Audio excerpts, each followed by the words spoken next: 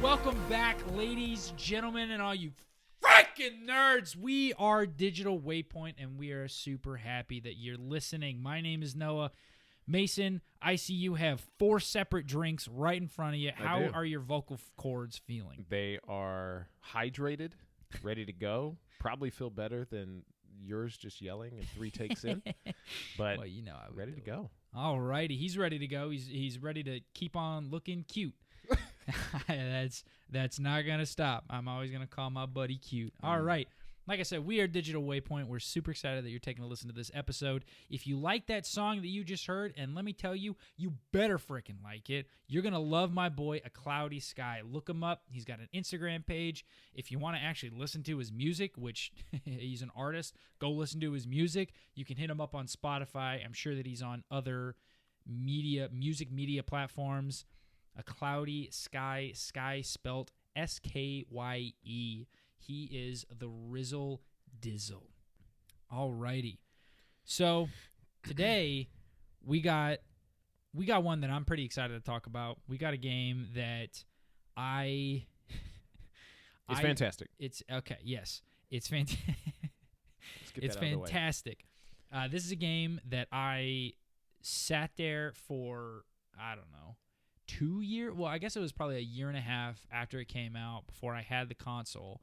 Yeah. And I didn't watch a single minute of gameplay. Mm-hmm. You got it earlier, and you tried to let me play it, and I turned you down because I wanted I wanted it to be the perfect experience. Yeah.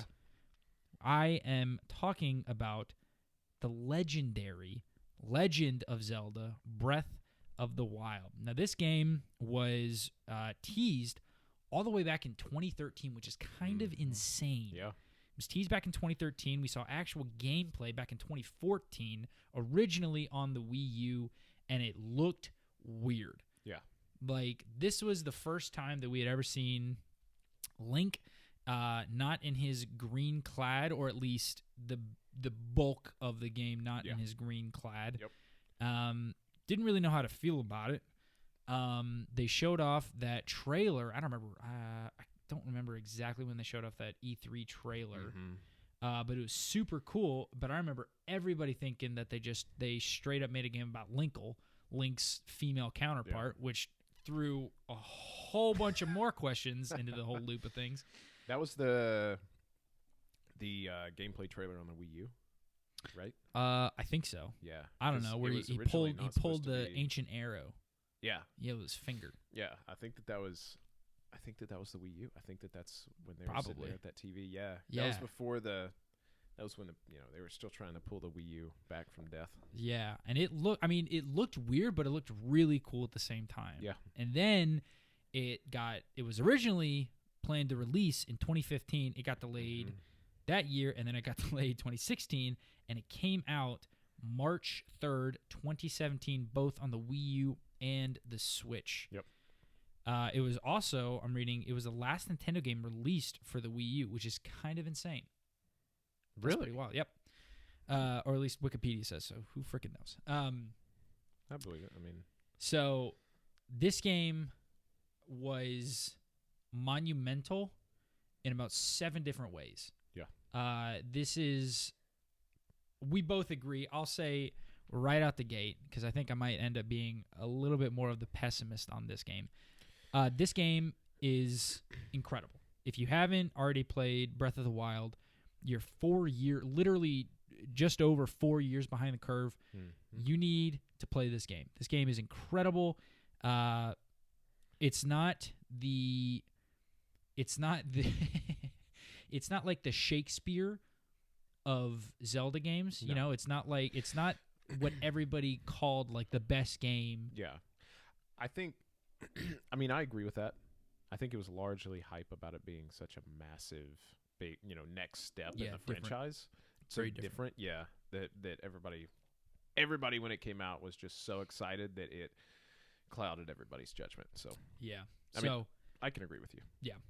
So before we get into that, I think that it would be important. I think that in everything there is bias, and I think that we are no different. And so I think it would be okay. Mason is different. I think it's important that we both explain our biases towards Zelda. So I first started playing Zelda when I was 4 or 5. I got a copy of Ocarina of Time. Ocarina of Time. Whatever, frickin' dillweeds, you nerds. I got a copy of Ocarina of Time for the N64, and I played the absolute crap out of that game. And ever since then, I have been hooked on Zelda, all from Majora's Mask to pretty much all of the main home console titles I played. Yeah. I played a good chunk of the handheld.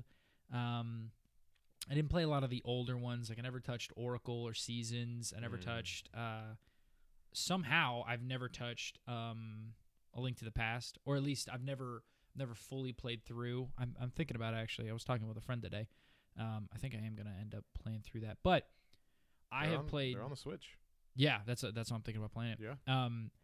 I have been a Zelda fan for a very long portion of my life.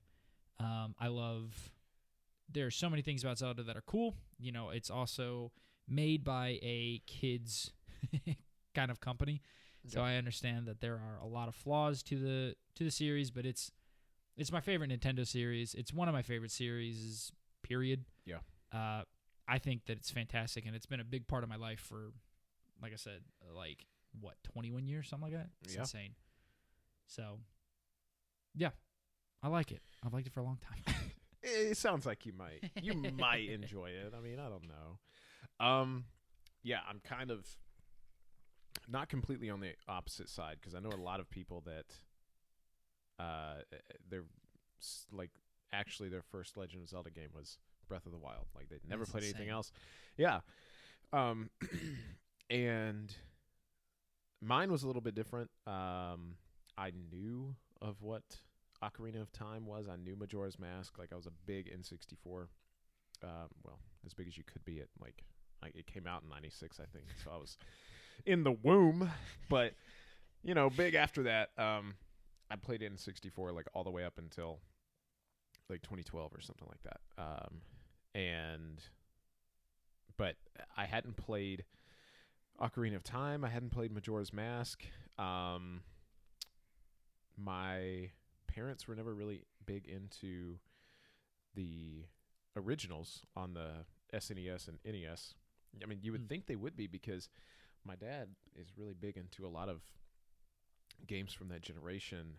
He was more of a Sega guy, though, not a Nintendo. Yeah. Sega does what Nintendo don't. So was that a thing? Yeah, that was their marketing slogan, dude. That was their campaign. Sega does what Nintendo don't. Yeah. I never heard that. Yeah.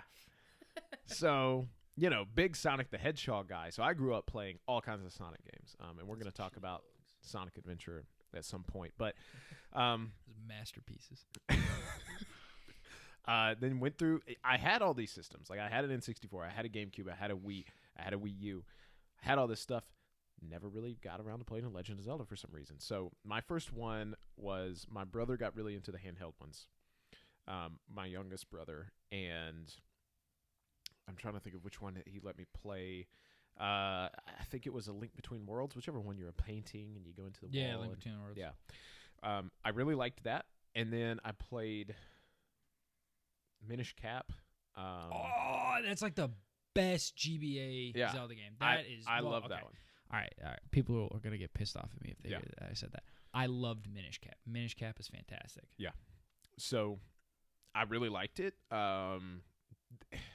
My introduction to the Legend of Zelda series is a lot like my introduction to Pokemon, where it didn't come until a lot later, and a lot of it was on emulators, things like that. Like the only Nintendo franchise I played was Super Mario, and I played all of those, but I never got into anything else. So then after a couple handhelds, I want to say I had played Ocarina of Time. I had played Majora's Mask, but I didn't own them. I'd played them at McDonald's when they had them in the game room. Yeah. And they had N64 in the playroom. Yeah. I played them there. I played them in my dentist office when I was a kid. Had an N64. Play Ocarina of Time. That's like all I played of it. So now my first, or you fast forward to 2017. I think you said is my first mainline console game. Legend of Zelda was Breath of the Wild, but I had experience with other stuff. But I think that's where it could play into the way that we look at this differently, because like I own Majora's Mask now. I own the gold cartridge, and I think I have Ocarina of Time. And I have the Link's Awakening remake. I haven't beaten it. I kind of got bored with it, but and I'm really looking forward to playing no, not Twilight Princess. What's the one coming out? Skyward Sword. Really looking forward to playing that. And I think very that controversial. Then maybe what a game to really throw myself into the franchise with. But so I think we could get on the same page once I play through all these different entries. But anyway. Yeah, so it's really interesting that I feel like you're generally the kind that's more of you like the older stuff. Mm-hmm. Like you generally like more platformers, more crap like that, and Yep. I'm more into RPG, that type of stuff. Which So is weird, because you would think that I would like the older ones. Yeah. And you would like Breath of the Wild, because Yeah. it's more RPG than the other ones. So much more so. Yeah. So you can kind of see we're coming at this from both angles.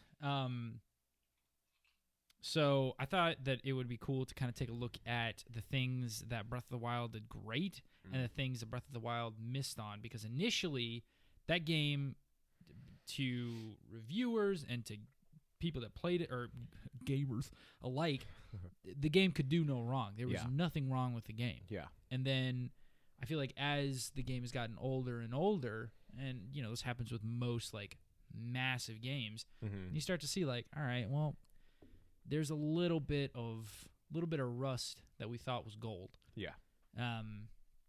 So I think just looking at some of the things that Breath of the Wild did great, I feel like you cannot talk about Breath of the Wild without mentioning just how incredible the world is. Yeah.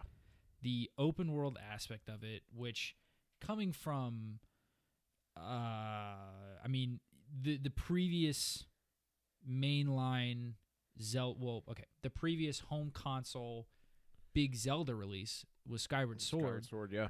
And honestly, in terms of story, it was very linear. But in terms of world building, it was much more open than it had ever been before. Like, in Ocarina of Time, which I generally would argue isn't as great as everybody remembers it to be, even though it's a good game. It wasn't, Yeah. But, in Ocarina of Time, you had just about nothing to do in the open world. And yes, that game came out 20 some stupid years ago. I don't give two craps. The fact of the matter is that other than the story, there really wasn't anything. It was 98.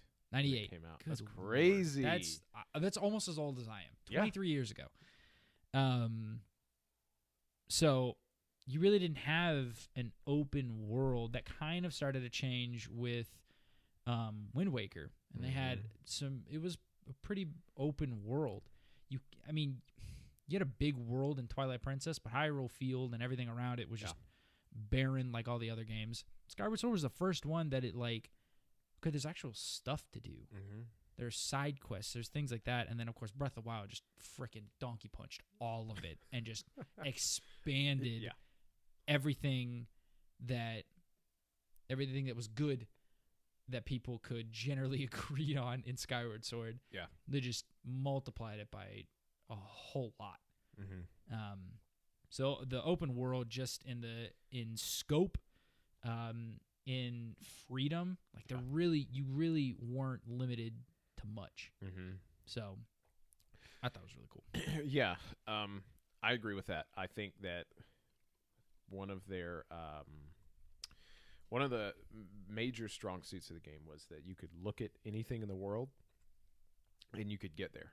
Like, there wasn't anything that was invisible, walled off, or, and a lot of stuff. And that's a big reason that I really liked Super Mario Sunshine, is that you could see the other stages from the main hub and you could get there. So, Breath of the Wild, you could see a mountain, you could see a different town or whatever, and you could travel there, whether it be, you'll probably have to climb. You've got your horse. They've got fast travel. I barely used it ever in the game. In Breath of the Wild? Yeah. Oh, man. And then, what, did you use it a lot? Oh, you freaking use it all the time. I didn't use it at all. Like, I loved the traversal of the world. I had the suit that I used the whole time was the climber's outfit. Yeah. And I had that maxed, like, way early on in the game. And so, yeah, I mean, I love the open world. I loved every traversal aspect of it. I love the hang glider, everything like that. So, yeah. Which kind of leads us into, with it being so open, that they largely leave it up to you, up to the player to create their own fun in the game. Yeah. I mean, I could be wrong. I like to think that I played a large number of games.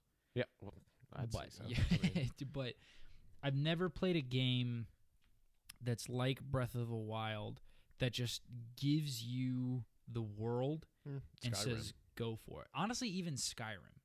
You think so? Okay. I felt like with Skyrim, I would say that there was more hand-holding in Skyrim than there was in Breath of the Wild. Okay, I agree with that. And I think I've never played a game where the developer was literally like, all right, here you have a fantastic tutorial area. Honest tutorial. What did I say? Tutorial. Wow. Tutorial. Fantastic. The T became the first. T and fantastic became the first T in tutorial. Fantastic tutorial. Which, I agree. Honestly, like, in some ways, I enjoyed more than the rest of the game. Yeah. Like, the tutorial was fantastic. Yeah. I agree. But then you get out of the tutorial, and the main mission, I think it tells you to go, like, Kakariko, and then you get a mission, and it's literally beat Ganon. Yeah. And, like, that's it. That's it. And, I mean, that was kind of they kind of based Breath of the Wild off of the first Zelda. Yeah. The Legend of Zelda. Mm-hmm. And I mean, it shows. Yeah. That it literally the big mission that is always in your mission tab, whatever, beat Ganon. Yeah. And that's it. And they're like, I don't know, if you just want to, like, fart around, wear no clothes, and just run up to him and beat him with a mop, you can probably do that. Yeah. If you want to literally grind it to the bone and max and upgrade everything, do all of this stuff, you're more than welcome to. And so, like, it's kind of incredible how they did that. Yeah. And for a series that near the latter part of the game of the series up until Breath of the Wild had been accused of way too much hand-holding, and I think that that's pretty accurate. Yeah. The idea of just saying, like, you know what, we're going to take a probably billion-dollar franchise and, like, a system that we built and just take a dump on it. Yeah. And then do whatever we want to do. That requires some cojones. So I respect it for one thing. I respect the people at Nintendo that made this. Yeah. Yeah, I agree. I think that it can be a little there's always something to do. You can always go and make your own fun, make your own game out of it. But I think that it can come to a point to where I was watching a YouTube video before this, and they were saying that, like, there's 78 side quests, I think, in the game. And I think they said 40 of them or 40% of them, I can't remember, are fetch quests. Yeah. And then like half of those fetch quests don't give you anything worthwhile. Yeah. And then also there are 4 of the quests that are the exact same, like they're just copy and pasted for different NPCs, but they're, you know, the NPCs are like brothers, and you know, however they play it off. But you got to bring an ingredient to this guy 4 different times or something like that. I can't remember if it's the same NPC or if they're brothers or whatever. Was it the that you have to build that town? No, it wasn't that one. Bart's. What's the name of the town? That was Whatever. yeah, hang on a minute. I'm gonna because everybody was. I love that part. Yeah, everybody was busting their Terrytown. Terrytown. I wasn't a huge fan of it. I liked that. I liked it a lot. That felt very fetch quest. He was like, go chop down. Yeah, but you got a house out of it. 5,800 trees. I don't give. I mean, I built the house. Care. I built the house and I never came back. Exactly. You build a house. You're like, wow, I spent it was half a lot of of the rupees day. too. Yeah, you spend basically your entire savings, and then half the day you get a stupid house. So you can put up all the good weapons. Yeah. Here's the thing: I want to play with the good weapons. I don't want to put them up there. I don't give 2 craps. Yeah, I mean, I get it. I like that, but there was a lot of the missions I felt like were just a lot of filler. But yeah. At the same time, the game was still fun just to go and even just come up with your own things to go and do. Outside of what Nintendo gave you to do, there's some stuff that there's so much exploration you can go and do, so many things with lore, which I think we'll get into it later, but I think that that's both a strong suit and a weaker point of the game. But yeah, I think that they still, even though there weren't that many quests and some of them were duplicated, they still really left you with a lot of stuff to come up with your own fun. Like, it's still fun to just go and mess around. It's such a good sandbox. It's kind of crazy. Yeah, I mean, like, I would even argue that quests and things aren't a part of the world. I think that's a part of the story. Yeah, okay. Even if it's side quests. Okay. If you want to count it as a part of the world, then I think that's a very valid criticism. If you don't count it, then I think that there's not very much that you can knock on the actual world of the game. Yeah. No, I agree with that. Because like I said, it feels like such a living world when you're in it. It's not like there's a lot of games, Cyberpunk, big one, to where the world just feels like it's fake. Have you played that yet? No, but I've watched a bunch of. I'm not gonna buy it. Are you kidding me? Dude, when the PS5 version exclusive or the version whatever comes out, I'm gonna buy it and play the crap out of it and see if everybody's right. Well, that's a long time down the road. They have a lot of time to fix it if you do that. Yeah. But you know, I do think that they made it feel like a very living, real world, and it just felt, while you were in it, it just felt massive. The sense of scale was just huge. And it really, at the same time, it wasn't overwhelming because they broke it up so well. And they broke up like the villages and everything so well. I always look forward to getting to a new village. My favorite is still Kakariko. Right? Yeah, Kakariko. See, that just shows that you haven't played, because Kakariko Village is like a staple of Zelda. Yeah, okay, I know that, but for a long time I mispronounced it, so I didn't want to do it now. Scrub. How did you pronounce it? I can't remember. I think I didn't know that it had another I in it, so I just said like Kariko or something like that. Oh my gosh, dude. Something awful. I'd have pooped down your chest. That's insane. Look, I never played a mainline. Okay. Scrub. Anyway. Yeah. You really like the Master Trials. I didn't play those a ton. Ooh, baby. I think that was the DLC, right? Yes, that was the first DLC. Yeah. I think that the best, honestly, in my opinion, I think the best thing about Breath of the Wild is how you were able to play it in so many different ways. I am the type of person that after I beat a game, unless it's, I don't know, unless it's like a roguelike or a game that doesn't have like a real ending. Like I'm really big into NBA 2K. if it's a game that has an ending, after it ends, I'm done. Mm-hmm. Yeah. Like if there's nothing else driving the story or driving something, I don't really want to play anymore. Yeah. And I think that the fact that Breath of the Wild doesn't really has a story, and it's I think it's actually got pretty good lore. Yeah. Compared to the whole of the franchise. Yeah, I think so. But I think the fact that the story kind of takes a back seat, even though, and we can talk about this here in a little bit, I think that hurts the game in some ways. Mm-hmm.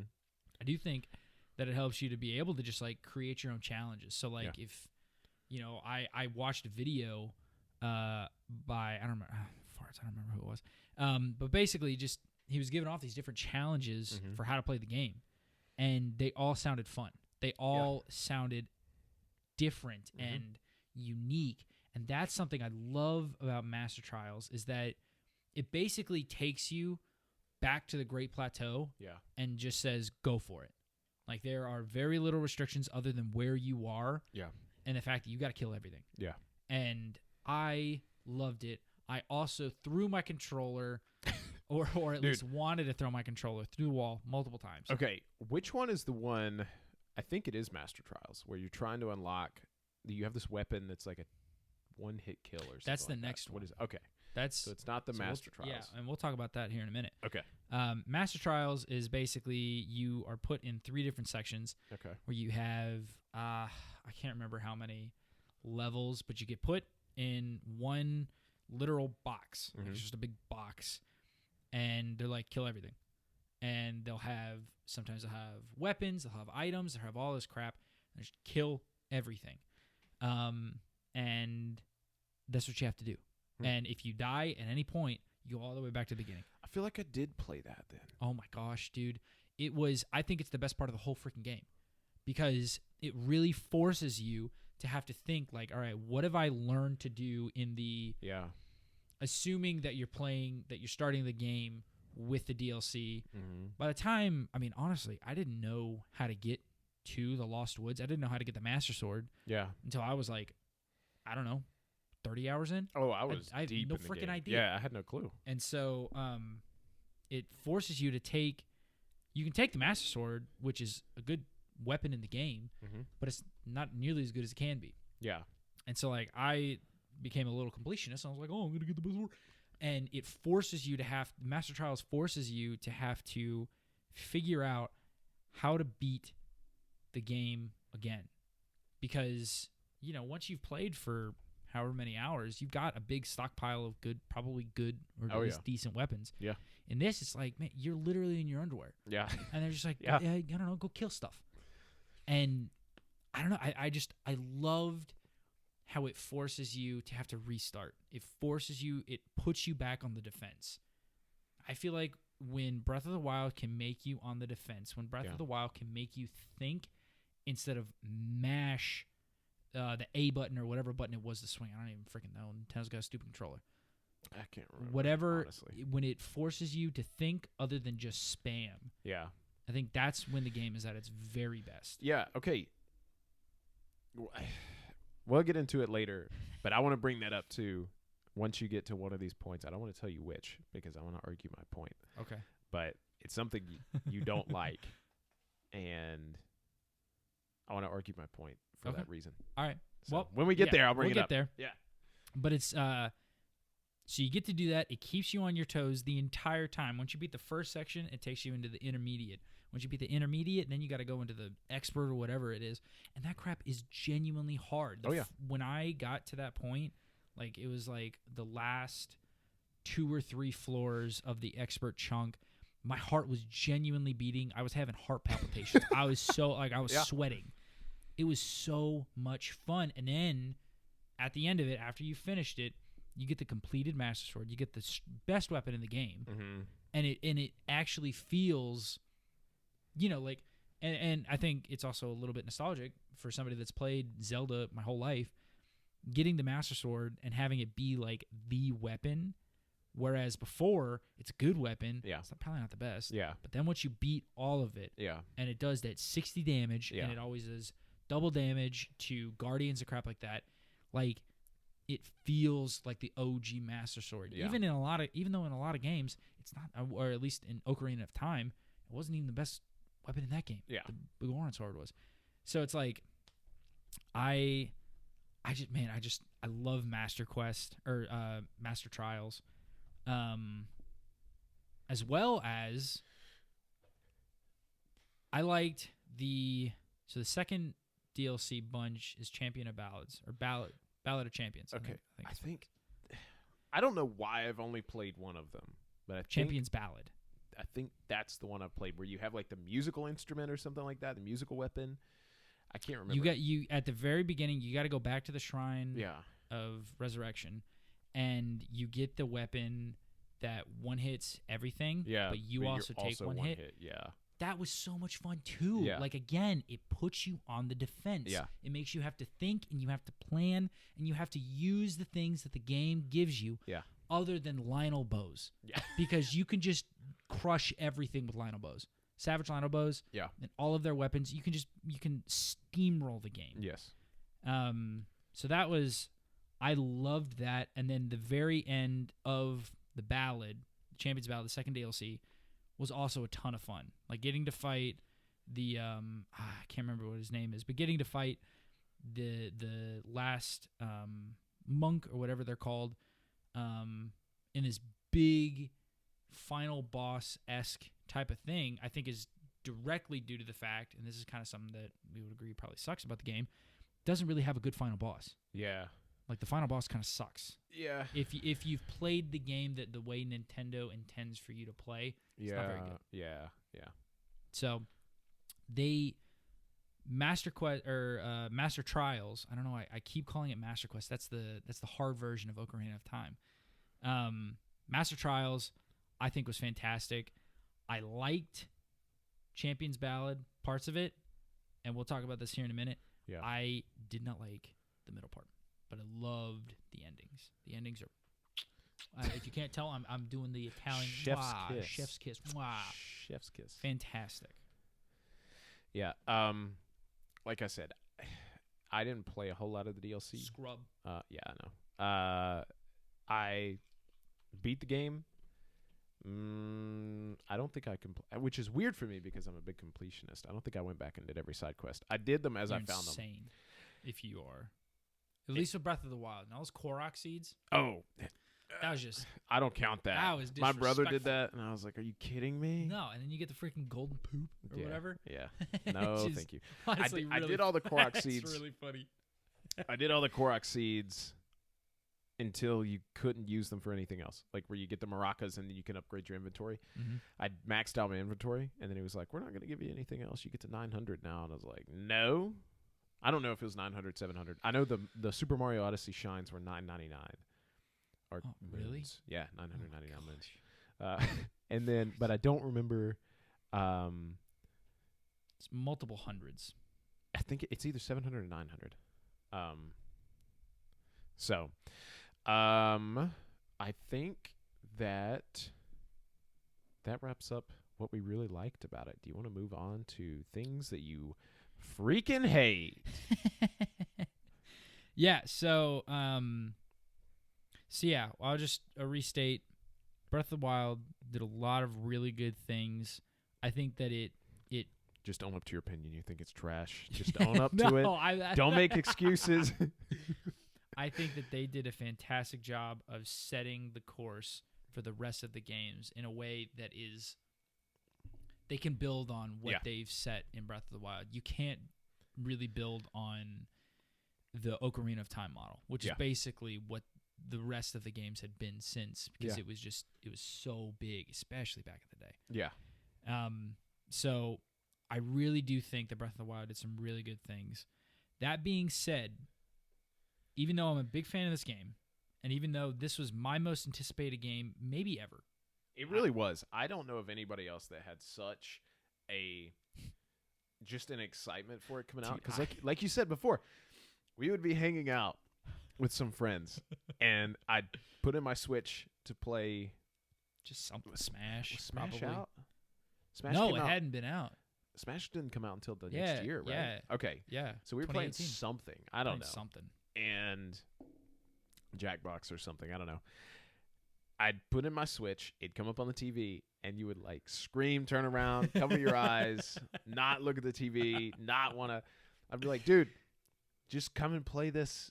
Like, it won't spoil it. There's no story spoilers. You're just like, no. I think I took you up on the offer one time, and I ran around in Hyrule Field like it did a circle, and I was like, I'm done. I can't do this I know you said you weren't gonna. So you waited a long time. I did. So like I said, I don't know of anybody that had that sense of just anticipation that you had. So did I ever tell you the story of when I got it? Probably. So I was like you bought all the stuff. Yeah, I was interning for my church, and I was very poor at the time. And I was not poor enough, obviously. Let me tell you something. I told myself if I made enough money on this next paycheck, because I was making more money than I ever made. Yeah.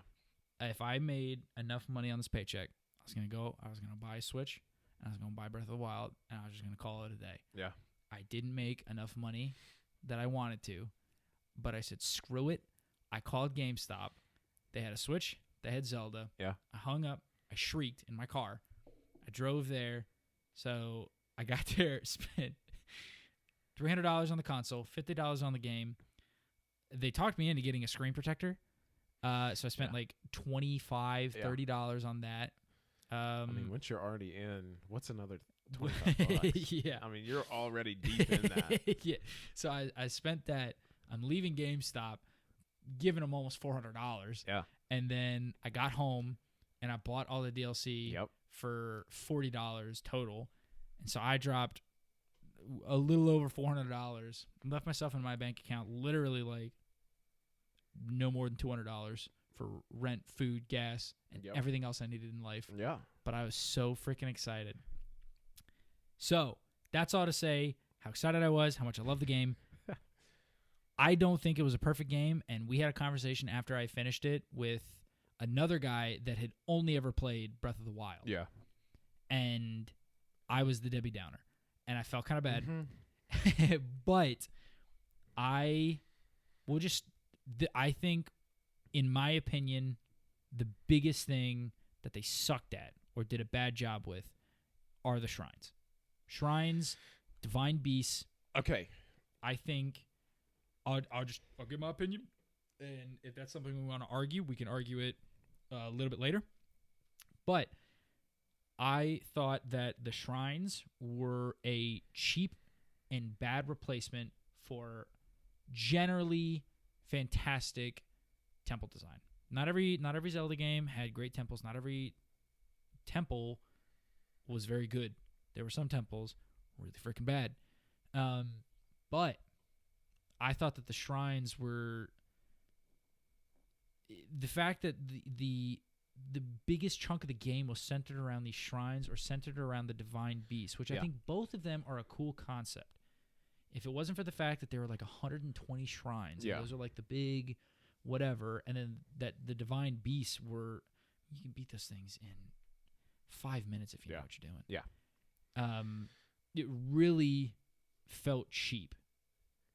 And there were a couple things about this game that just felt cheap. Yeah. It cheapened the experience. And I've never been a fan of them. I replayed it last summer, almost a year ago now. Yeah. Hated him just as much. Yeah. I just think the shrines were a crappy way to supplement there being no temples, no actual temples. Yeah. So let me tell you my opinion on this. I 100% agree. I'm not gonna. Okay, good. I was like, I swear to God, if this guy thinks. No, I 100% agree. It didn't get me as much as it would going back. I have gone and replayed a lot of Zelda games since, and really come to love the dungeons and the temples and things like that. And I completely agree. Really, the only real dungeons they had were the divine beasts, and like you said, those can be if you have played the game recently and you remember how to do it, you can finish it in like 5, 10, 15 minutes. It's insane. Easy.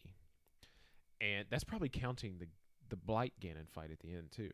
Like, we'll get into that because yeah, go ahead. Okay.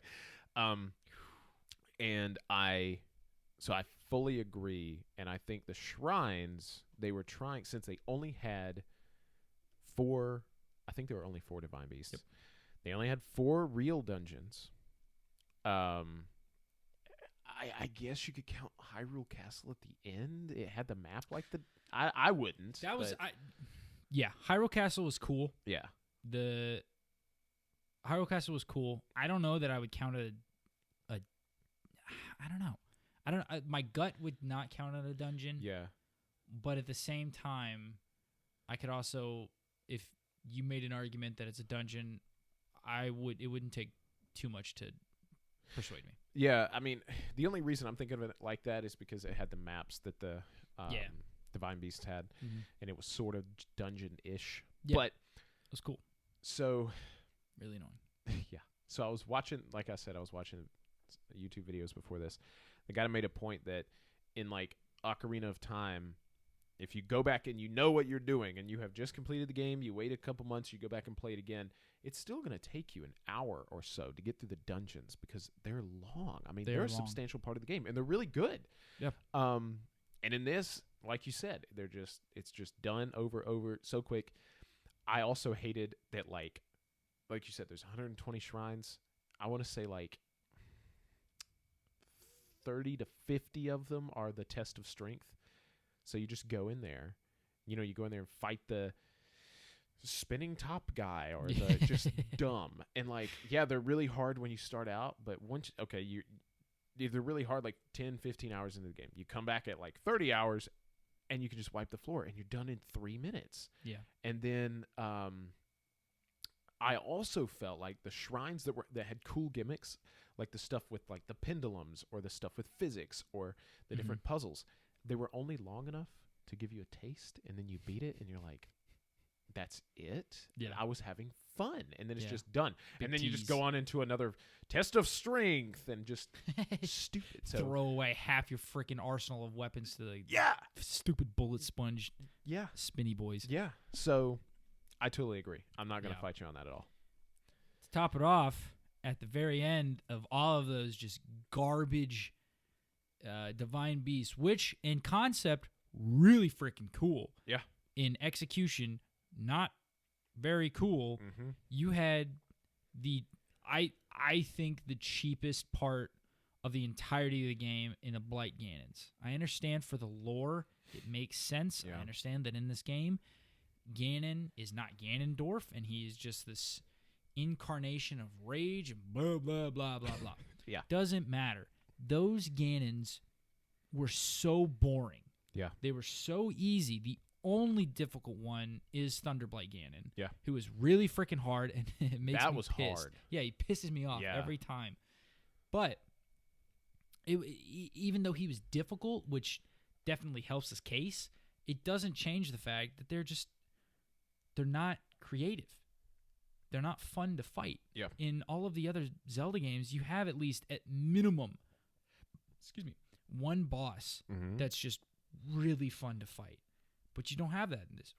Holy balls. You don't have that in this one. Yeah. And it just it makes it feel like they didn't really care. Yeah. Like they made the world grandiose. You can fight Lionels, which are about as hard as an actual boss. Yeah. Oh well, kind of. And then once you understand how to beat a Lionel, they're also very easy to beat. Yeah. But I agree. I think all of the mini bosses or whatever, I guess those aren't really mini bosses, more like chapter. I don't know. They're real bosses, but the a lot Blights? of them, Oh. like, but a lot of the, like what are they? The Hinox or whatever. Hinox. Hinox. Yeah. Oh, you're talking about those. Well, no, I'm talking about just bosses in general. Yeah. Okay. Wherever the health comes up on the screen, Mm-hmm. I think a lot of it was a letdown. I had a lot more fun with a lot of other bosses that had actual like strategies to beat them in a lot of the Zelda games. And I felt like these were just dodge and roll, find an opening, hit them. It wasn't like you have to use the bomb to knock them this way, or you have to knock them down from the ceiling, or you have to like they were very vanilla, I think. So yeah, and Thunderblight is the one Yeah. that definitely did was the best design. Yeah, I agree. The other ones were very just like, dude, come on, Yeah. really? You fought this before. Yeah. So yeah, the shrines and the bosses, which generally we'll say instead of shrines, dungeons and bosses were some of the biggest parts about Zelda. Yeah. I mean, like, you think of Ocarina of Time, you don't really have much in between that is like people's favorites. Oh, yeah. The things that people remember are the dungeons. Are the bosses.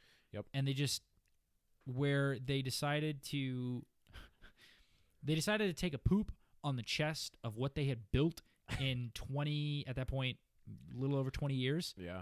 The poop went all the way down and landed right on top of the dungeons and the boss, and they could never see it because it was just covered in crap. Yep. And then that's what they made. They made crap. Yeah. And I feel like because of that, well, not because of that, but I think that that's all kind of centered around the lack of a story. Even though there is really good lore to this game, Yeah. the story is not a part of the game, which is, again, that's part of the poop on the chest of what they had built. Because the other Zelda games are just like dripping with lore. Yeah. And this one has good lore. Yeah. But where the other games are also dripping with story, this one has very little, it's pushed to the side. Yeah.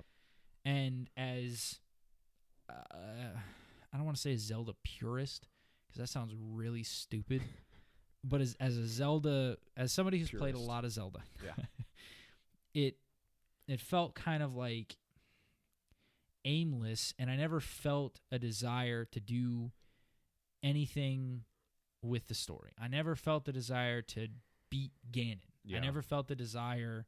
I wanted to beat everything because I wanted to give the game a middle finger. Yeah. But I didn't care. Yeah. I didn't care if that was a metaphorical middle finger. I certainly did not care if anybody died. Yeah. Mifa was the one that was like, oh, she's sweet. Yeah. But like everything else, like I didn't give two craps that the Goron, and they all are named after the one in Zelda, I don't know, or Ocarina of Time. The first Daruman, whatever. I don't care. You guys are freaking nerds. The people that were introduced, I felt like had no livingness to them, and I think that's because they chose to push the story to the side. And I never felt a desire to do the main stuff because I felt like I needed to in the world. Yeah. I just did it because I wanted to do it. Yeah. And I felt like they could have done something so much more with a dystopian sort of apocalyptic Zelda game. Like just even saying that, there could have been so much story, but they chose not to for the sake of the gameplay. And while the gameplay is incredible, it's like a pendulum, or not a pendulum, the scale. It's like a scale. Scale, yeah. They shot the gameplay up like crazy. Did a fantastic job on it, but with that going up, the story really fell apart. Yeah. I agree. I don't want to cut you off, or no. You good? Done ranting? Jeez, gosh. Can we get some positivity in here? Not yet. We're on the negative things. I agree. I think that it had, like you said, had really good lore, but then all of the story you got were in flashbacks. You never got to actively participate in it. You find out, like, okay, Zelda's mom died at some point, and you find out, like, where all the magic comes from. And did you ever care, though? No. Yeah. I didn't care at all. It's crazy. You never cared. But, like, not at all. But the thing is, like, I felt like I should have, because they had these good themes. I just don't think they did well at it to where... This is very poor execution. Yeah. And, like I said, everything was either you watch it in a cutscene, you watch it in a flashback, you look through the pictures, you find a book, like... And then in the flashbacks that you just sit there and you watch it, and it's just like a tease of, like, I could be playing through these story themes, but I can't do anything. So I agree. I think that they kind of copped out with the story elements. They really, they could have done a lot better. They could have at least. I think one way to fix it is just put more of the lore where you could actively experience it instead of reading it, like a Dark Souls game or something like that, where you're picking up. Dark Souls does it good, but like picking it up where you're reading like these things that have happened. None of it you actively participate in, mostly because the game all takes place in like. I guess maybe it's because you can just run and beat Ganon, so there's not a whole lot to happen. Yeah. They can't really make it linear. Yeah, you can't allow for the game, at least not in a way that I can understand, you can't allow for the game to be beaten non-linearly while also having a deep story. Yeah. I think that that's true, though. I can't imagine of a way that you could do that. I don't know, I don't know. I feel like it's interesting that you mentioned Dark Souls, because I feel like people said that a lot about the story. Is like it's kind of like a Dark Souls thing, and it's like, no, it's not. Yeah. Like, Dark Souls has a good story. Yeah. And it's able to do that. Yeah. Because there was before. I mean, you can argue Demon Souls, but that's I don't even think that that's the same technical like world. Yeah. Like it's like a totally different thing. Yeah. Dark Souls was able to do that because it's built the entire foundation of the series on that. Zelda was built on deep, rich lore, and then all of a sudden it's like it just kind of given the shaft. Yeah. And so it was very jarring as somebody, again, who is, especially coming from Skyward Sword with, I mean, I liked Skyward Sword. Again, I didn't love it, but I thought it was good. From going from that, and I thought Demise was really cool. Yeah. I guess you don't know what I'm talking about. Hang on. No, don't freaking look it up. No, you're gonna spoil it. No, don't do it. All right. No, I do know what you're talking about. Okay. Because Demise, that's what I was thinking was in the Breath of the Wild 2 trailer. Go ahead. Yeah. Demise, I thought, was a cool thing, and just the way that he's incorporated into the series, I thought was cool. So going from something like that, where in every game you can find cool lore, to or a cool story, or the way that they incorporate the lore into the story. You have a lot of incorporation of lore into the story, but it's all kind of, if you haven't played the games, you're not going to know what the Lon Lon Ranch is. Yeah. You're not going to be like, holy crap, this is insane. And I don't know. I wish that they could have found a way to incorporate the story better with the gameplay. And, people can ask, how are you supposed to do it? I don't know. I don't make money making games. They make money. It's their job. Do it better. Yeah. So that rant over. I have another rant. The Champion Ballads DLC, like I said, at the very beginning, that one-hit KO sword, whatever the crap is called, really freaking fun, really cool. The ending where you get to fight the final monk or whatever, and honestly, even the new divine beast, really cool. Yeah. And I mean, people didn't like the fact that you got a motorcycle as a reward. Hey. I thought that was so freaking cool. It was cool. I thought it was awesome. Yeah. But everything else in the middle sucked.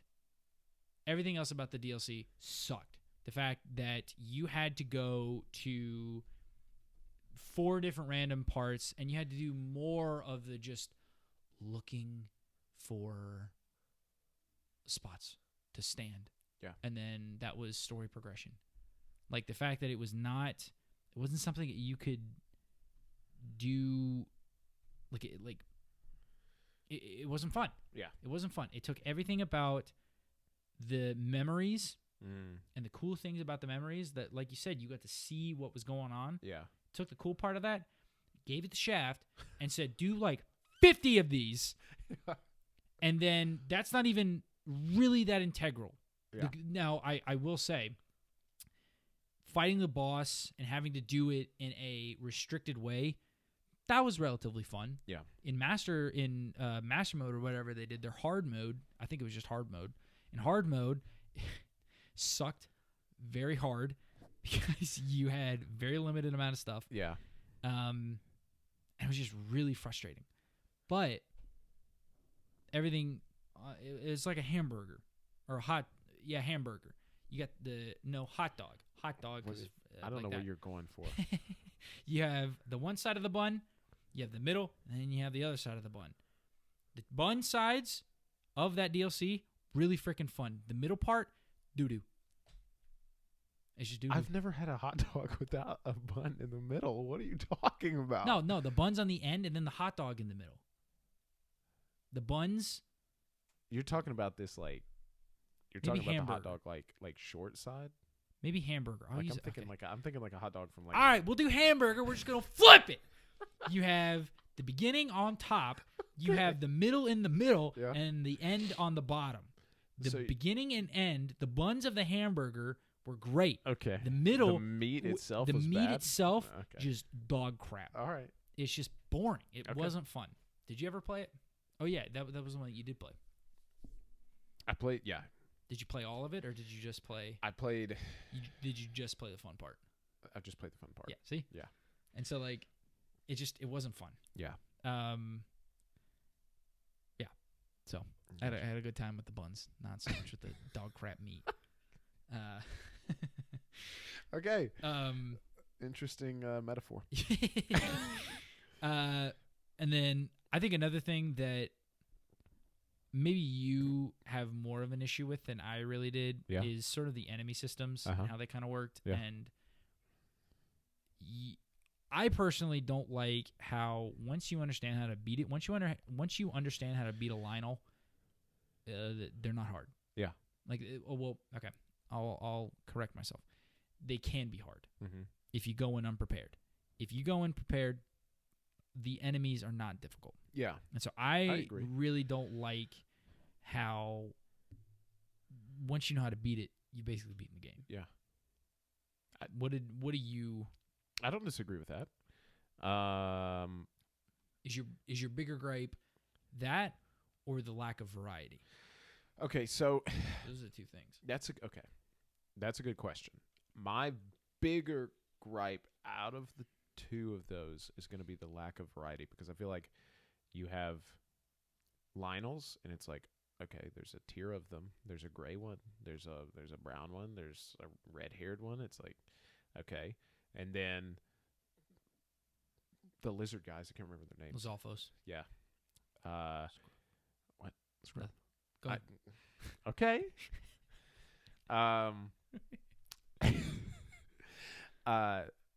You had like the regular, you had the ice version, the elemental version, the regular version, the cursed version, and then the skeleton version. And that was pretty much it for every other. And then it was like you had the goblins and the bokoblins and the other goblins, and just the regular goblins. There wasn't a lot of them. It was just like there wasn't a lot of enemy variety from place to place either. It was like, oh, you go in the snow, here's a dude covered in snow, and it's like they're the ice version. Nice. And then it's like you go to the volcano, here's a fire version. Or like, it just was like, you go and you see the same enemies every single place, and it'll be like, you need frozen meat, go kill this same exact thing, but kill him on the top of a mountain and get cold. And then it's like, I feel like they could have just made them. Okay, you did have the wizards and you did have the jellies or whatever. Choo-choos. Yeah, choo-choos. And you had things like that, but I don't know. I feel like they had I think there was like overall 22, if you're counting elementals as different, 22 different enemies in the game. And I feel like as massive as the game was, they could have done more than that. Yeah, I agree. I didn't love how bokoblins. I don't like how bokoblins have become the enemy. Yeah. Like that's ever since, I guess it was Wind Waker, the bokoblins were first like really introduced.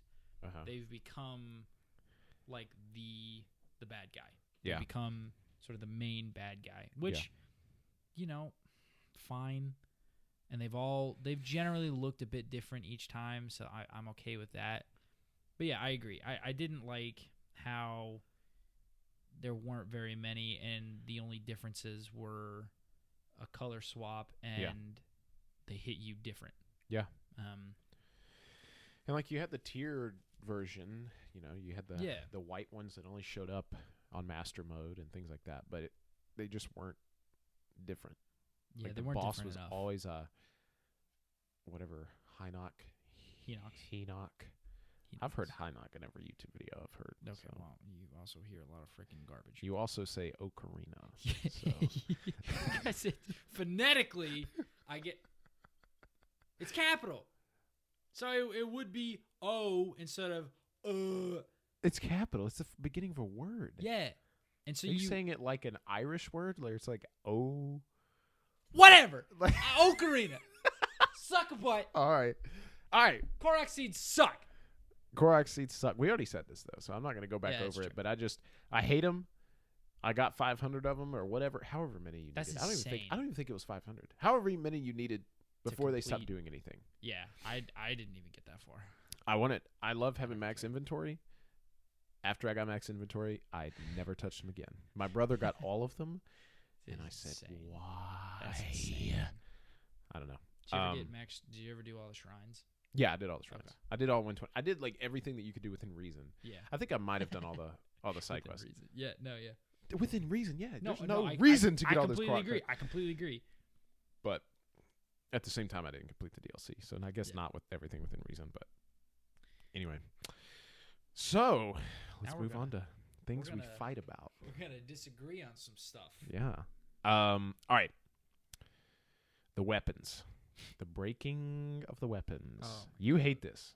I don't. So much. I did. I used to. Well.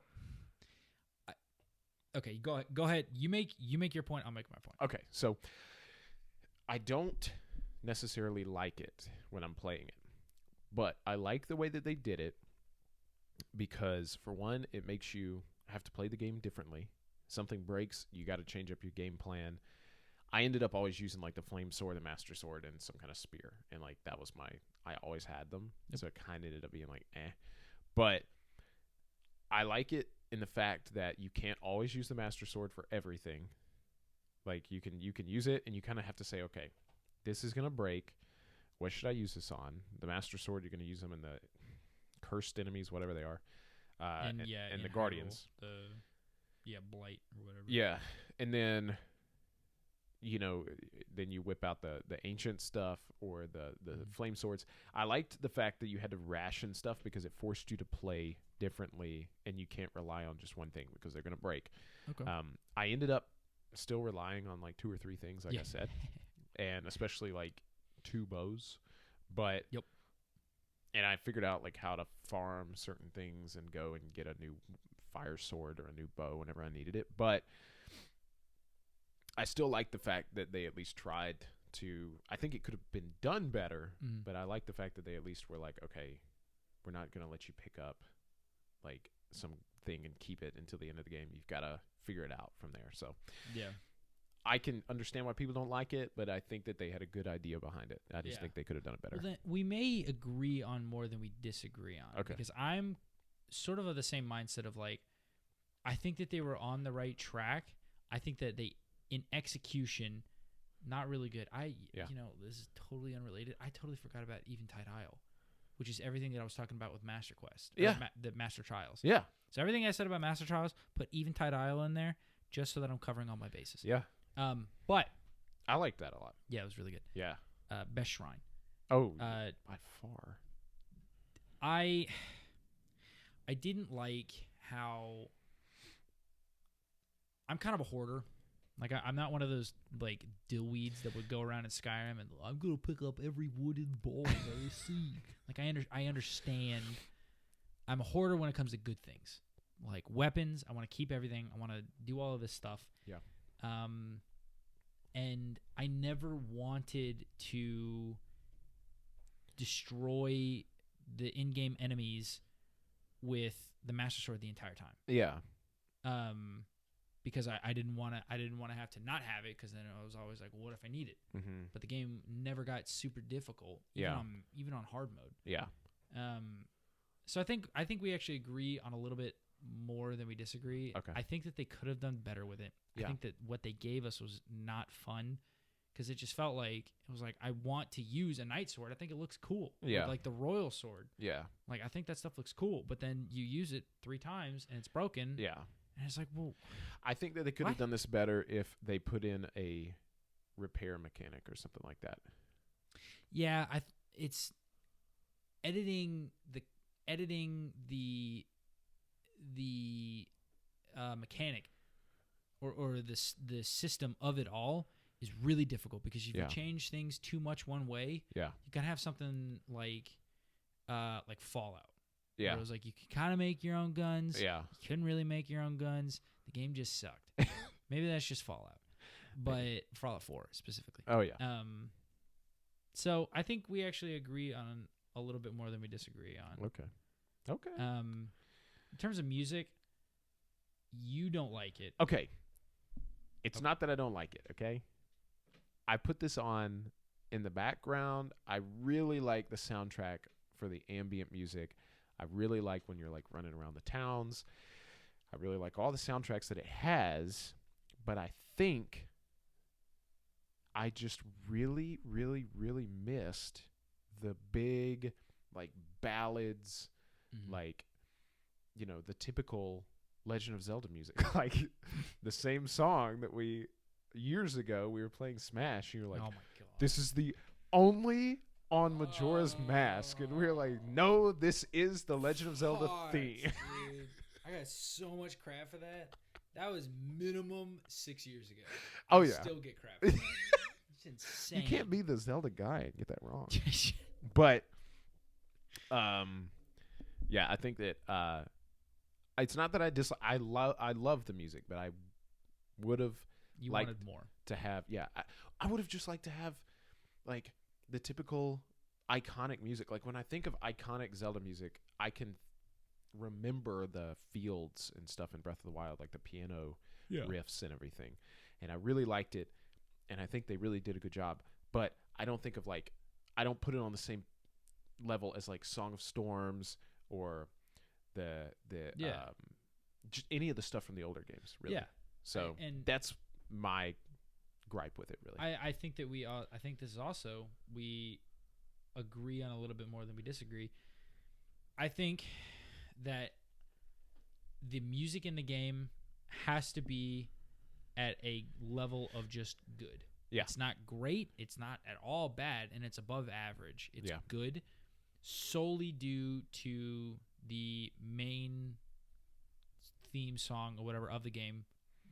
Maybe the best centralized theme for any Zelda game. Yeah. Honestly, probably. And then the Hyrule theme. Yeah. I didn't love it at first, but the more I listen to it, the more I'm like, this is a banger. Yeah. I want to go fight somebody after I listen to this, or when I listen to this. Yeah. I think for those two things specifically, plus the way that they handle the fact, I think that it adds to the openness, the fact that there's not always music. Yeah. Like, it's just kind of, you can just be walking around and it's dead silent. You hear somebody fart in the other room. It's so quiet. I think it was cool too that they added like musicians in certain towns and things like that, where you could like walk away from it and it would kind of like go away, and you would walk back and it would get loud. It's very dynamic. I think too, now that I'm thinking about it, that the music, the ambient music, like when you're out in the fields and doing things, like the piano music exactly matched the sound effects of like opening the map, opening like that. I don't know what you would call it, but that sound that it makes when you open up your map, you open your inventory, things like that. It makes the exact same like piano key sound that the ambient music kind of makes. That was really like Beethoven of you here. Like, I don't have any clue what you're talking about. It's way over my I don't know anything about music either, so I could just be saying stuff completely wrong. But it sounded cool. Cool. Well, you get my point. Yeah. It makes the same sounds. Like it matches the music with the in-game sounds. Yeah. Match like the music, and they all kind of flow together. So that's my point. I could be wrong. I don't play instruments. Neither do I. The last thing that I think that we're going to disagree on is something that I have heard since the dawn of the game and of time, and that's of rain. Now, I don't hate this. What? Just to preface this, I don't hate it. Do you hate it? No. Okay, I don't hate it. But I have some thoughts on how to improve it. Okay. I'll get my point, and then... Yeah, go ahead. I think that the people that complain about rain are little sissy boys, and they don't freaking, I understand where they're coming from. Yeah. I understand that sometimes it's just annoying. Yeah. But I think that's one of the cool things about the game. Yeah. Is sometimes it's random and you have to adapt. Yeah. Also, you can work around the rain. Early game, it's a bit more difficult. Yeah. For those of y'all that don't know, when it rains, it's really hard to climb on stuff outside, and you keep on slipping down and all this crap. And so you hear anybody play the game, they're probably going to complain about the rain. I understand it. I just think that that's such a minor thing that people have harped on for so long that it's kind of one of those things where I'm just get good. Get better at the game. Yeah. It's not that difficult to work around it. I don't disagree with that. Man. I agree with your sentiment. I agree with the thought. My issue with it is, all right, in this game you have elemental dangers. You get too hot, you get too cold, you can be struck by lightning, you can swim faster with the Zora. Yeah, see, I'm really showing my ignorance. There here. was something else. Yeah. One of the DLC. Yeah, so you can swim, you can do all this stuff. You can sneak, you have all these things. There is a climbing gear, but never at any point does it say now you can climb in the rain and not be affected. And I think that's what it needed. I think that's instead of speed. I think that the final evolution of climbing gear should have been you can climb in the rain instead of enhanced climbing speed. Instead of enhanced climbing speed. Well, I think it should have. I think it should have. I definitely use enhanced climbing speed more. I think it should have at least added it on there. Okay. I think it should have been both. Because there, like I was saying, at every point, every environment, and not that it's a danger, it's not going to hurt you. So I guess it is different in that way.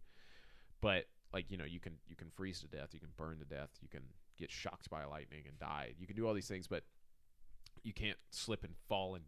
I guess you can slip and fall and die. You don't ever get high enough up in the rain to do it, though. Yeah.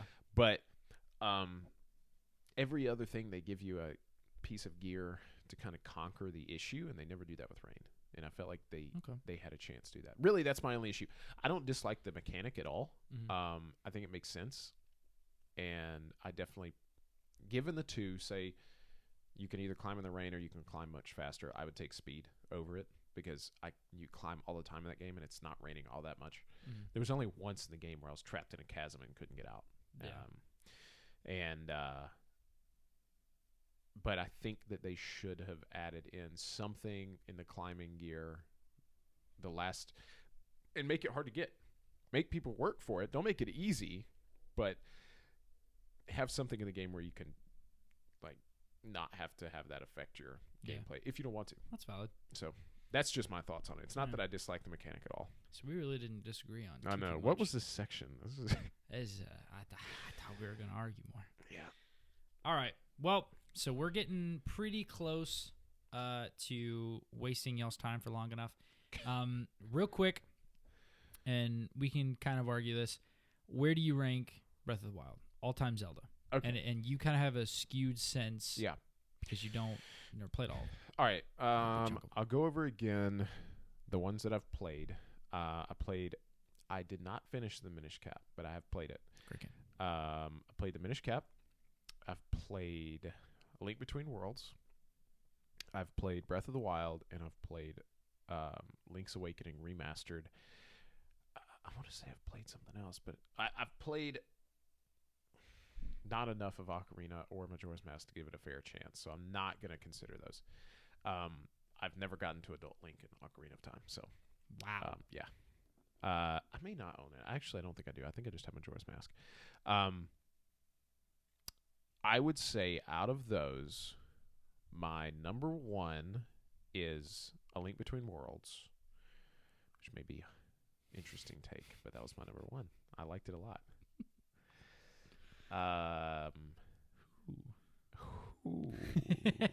Should I take that back? No, if you haven't played any of the other ones, that makes sense. I haven't played the other ones. Or much of the other ones, yeah. Yeah. I really like the story in A Link Between Worlds. I think it was way better than Breath of the Wild. Yeah, I'm not arguing. I'm just saying. That's my number 1. That's a bad thought. Number 2 is probably Breath of the Wild. Number 3, I didn't play enough of Minish Cap either, so I'm not gonna count it. So probably just Breath of the Wild, the remastered Link's Awakening, and the Link Between Worlds. So it's probably top Link Between Worlds, 2 Breath of the Wild, 3 Link's Awakening, and that's probably gonna drop even more as I play more. For what? I did not like it. For what you've played, you basically say it's like it's number 2. It's for what I've okay. played, but it's That's it's number 2 out of 3. You know, it's so. Yeah. How about you? So I played a lot of them, and I had to really sit down and think about this because I'm really bad with nostalgia. In myself, I feel like I can usually call it out in other people, but personally, it's an opinion ranking. If it's a higher ranking, I would look, DK64, not a great game. It's probably in my top 5. So I take no shame in that. So give it to me. I think that it falls no further than top 4. Okay. I think you can make the argument that it's number 4. I think that you can make the argument that it's. I don't think you can make the argument that it's the best game. No, I don't think so. I think that it's personally, I probably have it 3 or 4. I haven't decided. What's your number 1? Majora's Mask. Okay. That is. People talk about it. Twilight Princess is a Dark Zelda. You never played Majora's Mask. No. Literally, Majora's everybody Mask dies. yeah. Everybody dies. Yeah. Everybody's dead. Nobody's alive. Everyone's dead. Probably. Oh man, probably Ocarina. I'm gonna have an aneurysm. Probably Ocarina of Time. There we go. And then it's a debate of do I think that the gameplay of Breath of the Wild outweighs the story and the characters of Twilight Princess. Okay. If I'm in the mood and it does, it's number 3. If I don't, it's number 4, and I think that the gameplay is better than the best of Wind Waker. Okay. Even though I love Wind Waker. That's fair. So probably 3 or 4. Okay. That's fair. So I expect to hear that A Link to the Past is your number 1. I haven't played that yet. I do want to play that. I haven't played it yet either. So lastly, there's a big Breath of the Wild 2. Okay, have that freaking trailer. Looked freaking hype. It showed nothing. Came out forever ago. Okay. And they teased us on the Nintendo Direct a month ago. It sucked big balls, and I was really frustrated about it. That was really bad. But if you had to pick 3 things that you want on your wish list for Breath of the Wild 2, what are they going to be? Okay.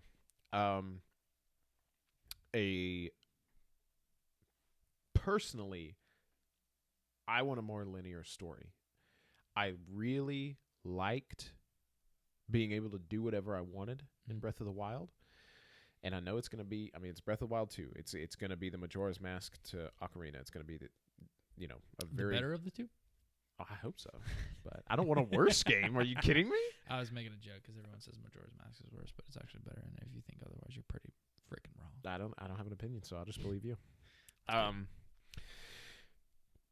With other Zelda games, mainly Link's Awakening that I've most recently played, but with other ones, you unlock stuff. They're almost... You want the progression. Yeah, they're almost Metroidvania-ish. Very light. But it's like, all right, I've got the power gloves or whatever. I can go and pick up this rock and finally get to this new area. Mm-hmm. Or I've got, the faster boots or whatever. I've got the bombs. I can get in this place now. Yeah. I like being able to go past places and say, I can come back here later. and then going and unlocking something and coming back and then having like, I find satisfaction in being able to like, I remember where I can use this and I immediately get an item and I run back to the place and now it's unlocked. I like those kind of games. So that's my one. I know that, big open worlds, I get it. They're fun. But the games I usually play are very linear anyway. Like they're usually story heavy linear games. Number 2 would be more items, more power-ups, because I think we didn't list this, but if I'm thinking about it, this game didn't really have, you didn't get like the boomerang and you didn't get the grappling hook and you had the bombs, but like you had the stuff with the tablet, but it wasn't like classic. And I guess this goes back to more of like a linear unlockable stuff where you get the items and you can use them later on and you get, like you get more armor and stuff in this game. So I can't say you can't get the red and blue tunic and all that stuff, but stuff like that. I really like the items. I like the masks in Majora's Mask. I like all the different things that you can unlock and use. And I guess they kind of replaced that with the weapons in this game, sort of, in a way, where you have different weapons do different stuff, but it was never like the older games. The last one, I mean, I don't know. I don't know what are your 3? I'll think on my last one. What are your 3? So, and I had a really hard time thinking about this myself. I think that my number 1 thing is I want a bigger, better world. Okay. I don't want to exist in the same Hyrule. Okay, that's fair. So you're just saying you want it to be a different game than Breath of the Wild. What do you say? You're just saying you do. Okay. I want Hyrule to be different. I don't like, I think in some areas it's kind of cool. Like if let's say that Breath of the Wild 2 is like a totally different story to blah, blah, blah, blah, blah, but it's in the exact same map.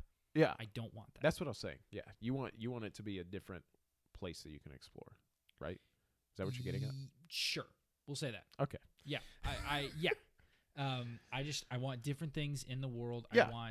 I get what you're saying. Yeah. I want like more, like better towns, better all this stuff. I want it to feel new. Yeah. So I think that's my number 1. I think number 2, I want them to fix the weapon system. I don't know how they fix it. Okay. And I will never claim to understand that. But I'm also not getting paid a lot of money to make this system. It's true. I want them to find a way to where you are not exclusively using 3 weapons without making it feel like you're going to go through 500 weapons in a span of 2 hours, depending on what you're doing. Okay. I want them to fix. So I want a new world. I want them to fix the weapons. And then I think I want them to make the story a bigger part of the game itself. I want them to... I want to feel like I'm playing a Zelda game again. Yeah. And honestly, that might be a better description, because I want the story. I liked how big and open it was. I want them to keep that, but I want the story to also play more into it. Yeah. I want dungeons. I want temples. I want actual bosses. Yeah. And I want a good Ganon. Yeah. I want a good Ganon. I don't want a movie-esque whatever they were going for. Yeah, that's true. I'm fine with it not being Ganon. Like if it's God, I'm forgetting the name. What's the name you just said earlier? Big old redhead boy, long hair. Ganon. No. Ganondorf. No. You just said it earlier. Oh, Demise. Skyward Sword. Yeah. Demise. Yeah. Well, okay. Yeah. Like it doesn't have to be Ganondorf. Yeah. Or Ganon, but a good villain. Yeah. I think it will be Ganondorf just because I think so. The trailer is. Yeah. It looked like it could be Demise to me from the red hair in the trailer and all that stuff. But maybe. I think it's really shooting out there to think that. Yeah, that's a stretch. But yeah. Something like that, I agree. And my third thing, I went back and looked at our list. My third thing is definitely the dungeons, classic Zelda dungeons. That might be my number 1. I would sacrifice probably the everything other 2 for that. Yeah. because I really miss those. And like I said, I didn't know it when I was playing, but I go back and play other, like you said, I prefer most older games over newer stuff that we get now. And I go back and play them and have a big backlog of stuff. And I didn't realize what was really missing in that game until so I think now if I went back and played, I'd really dislike that. Yeah. But just some things to speed out here at the end. I was looking. People are saying Breath of the Wild 2 might be a launch title for the Switch Pro, Switch 2, Super Nintendo Switch, whatever it's called. That's a good name though. Super Nintendo Switch. That is pretty good. Long as it's not the new Nintendo Switch, like it's Switch the new Pro. 3DS. Yeah. I was so mad. And then on the Wii U exclusively is getting a Breath of the Wild DLC made by fans, and it is 60% done right now, so it's going to come out in 2022. Wow. That's interesting. Yep. Only on the Wii U though, because you can hack it. It's a mod, so you can't hack the Switch. I mean, you can, but on the Wii U, so easy. Yeah. So anyway, yeah, that about wraps it up for me. Cool. So, thank you for letting us spend about an hour and a half of your day. Yeah. Yeah. All in all, I think we both really like the game. There's some genuine problems, but they don't outweigh exactly what the game was, and it was a really good game. Yeah. So yeah, that's it for us. If you guys want to let us know things that you disagree about, if you think Breath of the Wild was the greatest game that has ever graced this earth, or if you think it is not worth the time of day, if you think it's not worth a fart, then please let us know. You can hit us up at our socials. Mason usually has to correct me on this. Twitter, we are at DIGI Waypoint. Yep. Digi Waypoint. On Instagram, we are just at Digital Waypoint. That's right. Oh, look at that. Look I'm at getting that. better. You got him. I know. Woo! All right. So, like I said, that's all we got. My name is Noah. I'm sitting here with my boy Mason. We've had a good time. Good time. And we hope you guys come back next week and listen to whatever it is we want to talk about. Whatever it talk is. about some stuff. And with all of that being said, you guys need to get ready for what time it is. And that time is for the outro, Miss Baby! Woo!